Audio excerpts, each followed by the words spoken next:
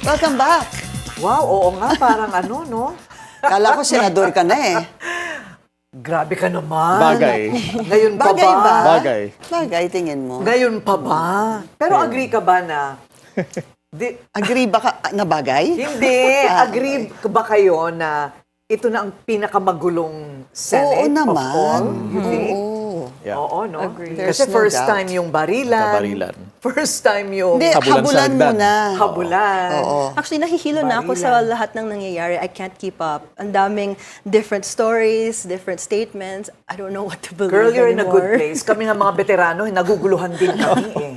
Ano na ba ang laman ng CCTV na yon, Pinky? Aling CCTV? Oo. Alin? Yung CCTV na, Sa NBI? na ngayon ay hindi pa pinapakita ng buo sa publiko. Ba, kailangan, hiningi na ng ano yan, ng Office of the Ombudsman. So, dapat i-turn over nila yan sa Office of the Ombudsman after the suspension of former Sergeant at Arms. Plaska. Plaska. Oo. Siguro naman, di naman nila madodoktor yon. Hindi na. Malay mo, biglang may AI. portion na nawala. Pwede ba i-edit yung CCTV? Alam mo, hindi Baka nila pwede. madodoktor May running yon time yan kasi eh.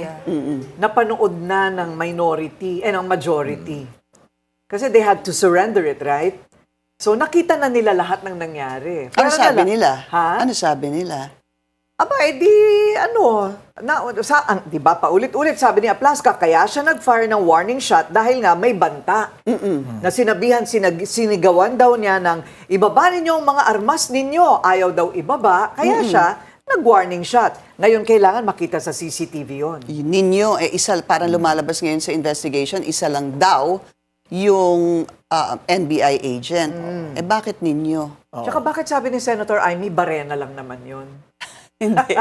Yung, Ano, iba pa yon? Iba pa yun. Yun yung door sa Kita mo? GSIS Nalilito ako. building. Kasi nga, yung pintuan na yun supposed to be nakalock. Yung lock supposed to be hawak-hawak ng Sergeant at Arms. Oo.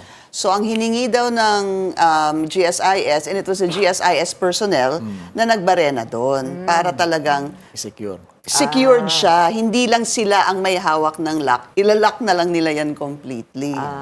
Akala Dapat ko kasi sa CCTV, pwedeng pagkamala na long firearm ang barena. Hindi. Ang haba ng drill bit na yun.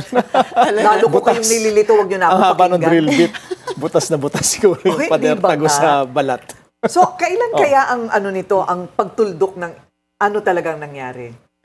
Pag nilabas yung CCTV, right? Yeah, and the investigation, di ba? The investigation. Kasi ngayon, pati media is being invited Oh.